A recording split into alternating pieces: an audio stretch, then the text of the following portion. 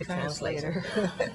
So you also are a content producer by trade, Yes. basically, yes, and kind of content? Well, I've had a feature film that's just come out in the last year, and it's an action, what we'd call a boys' movie. Lots of blood and violence and engagement, and not politically correct at all. Great. Okay. David, so when you get up in the morning and go to work, now you are on your sixth life, as I understand. That's it, yeah. I'm only 27 in my sixth life. Okay, when I get up and go to work, well, this morning I started at 2:30 a.m. And the reason that sometimes happens is that I'm actually a pretty unstructured guy. Although I come from the field of mathematics and science and engineering and all that stuff. And the reason is because whenever the moment catches me, I like to try and let my mind rove, whatever the time of the day or night. And, you know, I think one can become intoxicated by technology and by the activities of the times. You know, there's a wonderful saying, times change and people change with the times, rather than the other way around. And one can get swept up in that. And it's a very difficult thing to avoid, but very important in my view. It also takes me back to the time that I was studying for a PhD, and you know, you have to find a topic. And the more I read, the more I realized everything's been done. I'll never get a PhD. And then it struck me also one morning at maybe not 2:30, maybe it was 5 a.m. I realized the thing is to write the literature. Don't read it, write it. So don't become intoxicated with everyone else's ideas. Try and crystallize your own. And all the people, creative people in this audience are doing just that in their daily lives. So these are the thoughts that drive me during the day. So you're kind of a thinker in residence, or is it more structured than that? It's a bit more structured than that. I do come out with conclusions. And, right. And you're on a global council of Pricewaterhouse, which does... Well, we have a very interesting, thank you for mentioning that, a very interesting structure. We have a global community of what we call subject matter specialists with varying backgrounds in science, technology, and industry, and creativity, and content development, and so forth. And we communicate on a regular basis and share our thoughts and ideas, and this leads us into what we hope, certainly believe, are useful documents and presentations which are of a thought leadership nature to assist not only our clients, but hopefully society in a broader context. Okay, so now we're actually going to talk about Digital Britain, but before we do that, I just wanted to say that if any of you have any questions, if I say something you don't understand, which is entirely possible because I didn't mean to say it, please, you don't even have to go to a mic, just stand up and ask questions, offer comments, tell us that we're wrong, any kind of interactivity that you'd like to have with us, we would certainly welcome. It seemed, when you look at Britain, and this was probably why it was a choice for this, that Britain is extremely well down the road on a digital strategy. There have been long periods, long years of national consultation. There have been national papers, which then got feedback in every possible digital way. There were regional consultations across the country. A digital economy bill was just passed. There is a cabinet position in Britain called Digital Champion. The new Minister of Culture in the new government, I think one of the first people he talked to was Zuckerberg. Facebook was one of his first guests. So it seems Cool Britannia is definitely on the way, but perhaps the two of you would have some observations. Are things as good as they look after all this consultation and after promulgation of an actual strategy? No. Okay. We were very involved in the early stages of that process, and in fact, one of my first jobs was looking at what the content producers were creating and making sure they could get it out and take advantage of the web and all the opportunities that are coming up there. And we said, oh, great, fantastic. These program makers can now sell their stuff themselves. Wonderful. And then I began to look at the telecommunications infrastructure that was going to happen on, and went, oh my God, I've done something wrong. My maths isn't quite working here. It just seems as though it's not going to fit. Like we got too much stuff and too small pipes and the stuff doesn't go down and it's not going to get where it needs to go. I must be wrong. So I spoke to some of the people in the broadband stakeholders group who had originally lobbied for broadband in the UK. And they said, nope, you're not wrong. No, in fact, it's worse than you think it is. So we went, okay, do all the content creators know this? Am I just really late in this field? And they went, no, we don't really do content. That's, there are other people. Occasionally we talk to the BBC and, EMI, but that's about it. We don't actually talk to the creators because they're tricky.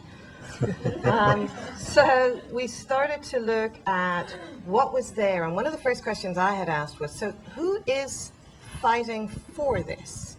We have Ofcom, which is the regulator, which is kind of going to protect and make sure that nothing is done that it shouldn't be, but who is actually making it happen, enabling this to happen?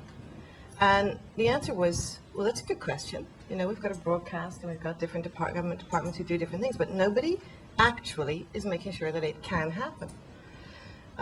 So part of the broadband strategy had been to lobby government and say, what are you doing, guys? Do we need help here, whether it's in a regulatory sense or whether it's in a subsidy sense? What are you going to do? And when the size and scope of the issue was realized, the previous government said, oh God, this is bigger than we thought, and it's not just one industry department. We're talking about having about 3 different industry departments who've never come together before, need to come together over this. So what are we going to do? So they then created or appointed this very far-sighted guy, Stephen Carter, to come up with Digital Britain. And just the agenda, just what are we going to talk about, which is really where I think, the purpose of today and what you're looking at is. And he didn't know. He was an ex-NCL TeleWest guy, so he was a telecommunications person who also thought content was like a thing you just bought. It was like you go to a store and I'll have some content, please. He didn't know that it came in different shapes and sizes and had different uses and so on and so forth. So the space that was created ended up having 3 major planks. You had the telecommunications infrastructure, which was insufficient. What are we going to do about it? Where should government intervene? Is it in a regulatory capacity? Does it intervene with subsidy? Does that make the position non-commercial? Where are we querying the market? The second was on the rights ownership. So whether it's ownership, management, piracy, copyright infringement, whatever you like to do, it's something around rights. And the third big area was inclusion and the citizen.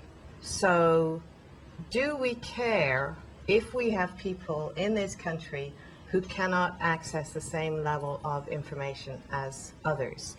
So the digital divide became very apparent, that there are some people who can and some people who can't. And obviously with more of these devices, that position is getting worse. And so those were the 3 main areas that we're looking at. So what's your thoughts on both the process and the legislation on the Digital Britain side? Well, I think in preparing a few notes, I should reveal the fact that the opening line of these few notes says Digital Britain, Digital Australia, Digital USA, Digital Canada, question mark, dash, actually the digital world. And I think Digital Britain is one aspect only. I think we have to take note of what Digital Britain means and the way in which it's going. It's a recognition, first and foremost, of course, of the absolute necessity in the 21st century to be to have available the tools to do the creative jobs that people want to and need to do to service the requirements of business and society. I liked the minister's comment this morning, which was pretty much along the same lines, by saying, you know, we're all in it. It's not just Canada or Digital Britain.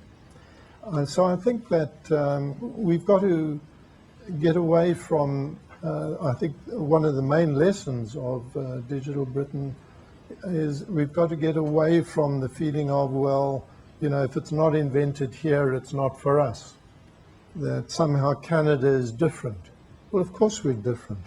Each person is different, changes the world in his or her own way. But, you know, there's an old saying, the bigger you are, the harder you fall. Well, I've changed that a bit to say, the more you think you're special, the harder you fall. And that's not to diminish in any way the originality in each and every one of the people here today, or people who are not here today. But it is a reminder to say, you know, we can learn a few lessons by looking at Digital Britain. Now, one of them, I think, is that in the, what was it, nearly 300 pages of the original report, there are some very significant statements about what is required as we move forward. And one aspect that I think we need to dwell on is that of incentives. Because I think people, and original people especially, do not want to be directed as to what to spend their time on and to things that perhaps could make money. People have a good sense, and I mean, this is why society works. People have a good sense of what they can do in a productive way.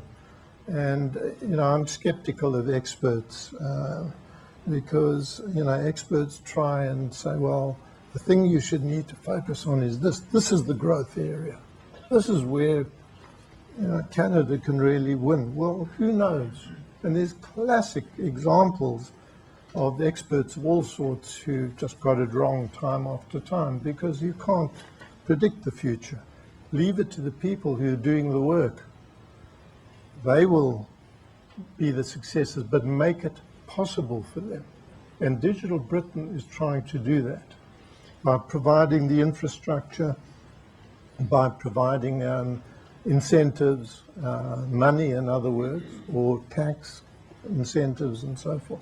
So I think that is an important lesson for us to remember. Don't be too directive, rather enable. And I think government is wonderful at enabling. They have it in their power to enable. Can I just go back on some of the lessons we learned on the process? One of the things that happened when they started doing this was there was exactly the expert phenomenon. You know, we got a couple of experts and they know everything. And the people who weren't part of that process felt very disenfranchised. So we had the non-conferences. I don't know if anybody heard about the non-conferences and the unconferences, which were basically, Digital Britain had a set of meetings with the great and the good, and everybody who thought they knew stuff were invited.